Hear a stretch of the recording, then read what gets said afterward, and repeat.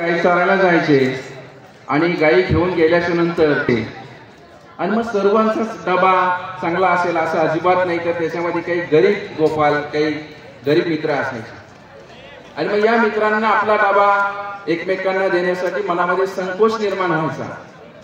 ही गोष्ट श्रीकृष्णाच्या लक्षात आली आणि मग त्यांनी त्याच्यावर हा उपाय केला की आपण काय करू, या सगळ्या मित्रांचा डबा एकत्र करू।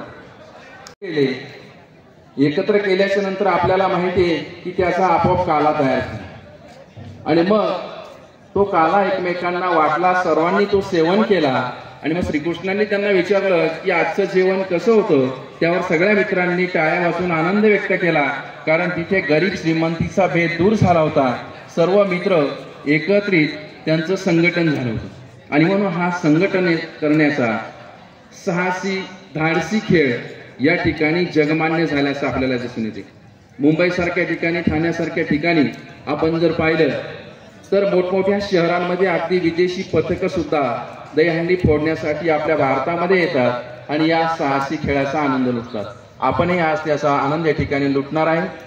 हा खेळ खेळण्यासाठी आणि हा महोत्सव आपल्या सर्वांना पाहण्याचा जो काही योग या ठिकाणी निर्माण करून दिला ते आपल्या श्री ब्रह्मानंद स्वामी शिक्षण प्रसारक मंडळाचे प्राचार्य आदरणीय सोनवणे सर, मंचावर त्यांच्याबरोबर उपस्थित असलेले पर्यवेक्षक गांगुर्डे सर, ज्युनियर कॉलेजचे उपप्राचार्य कुलकर्णी सर, आपणा सर्वांचं मनपूर्वक स्वागत करतो आणि आपणास धन्यवाद देतो की आपण हा खेळ खेळण्यासाठी आम्हाला या ठिकाणी परवानगी दिली। आणि या खेळामध्ये खऱ्या अर्थाने जे सहभागी झालेले विद्यार्थी आहे त्यामध्ये मला वाटतं क्रीडा मंडळाची एक टीम या ठिकाणी ही दहीहंडी फोडण्यासाठी उपस्थित झालेली।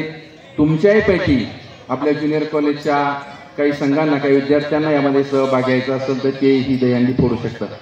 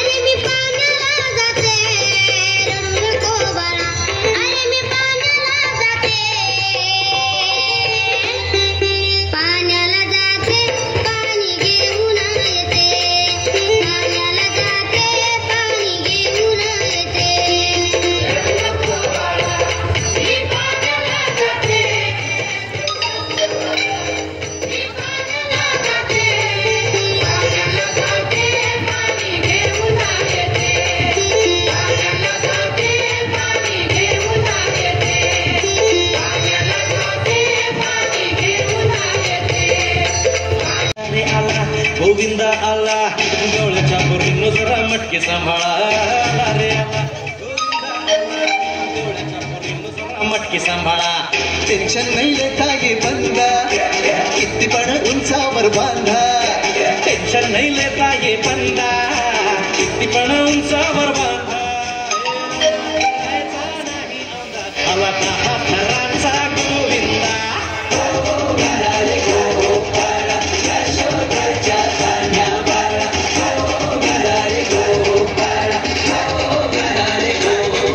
तुझ्या घरात नाही पाणी घागर उताणी रे गोपाळा नाही पाणी घागर उताणी रे गोपाळा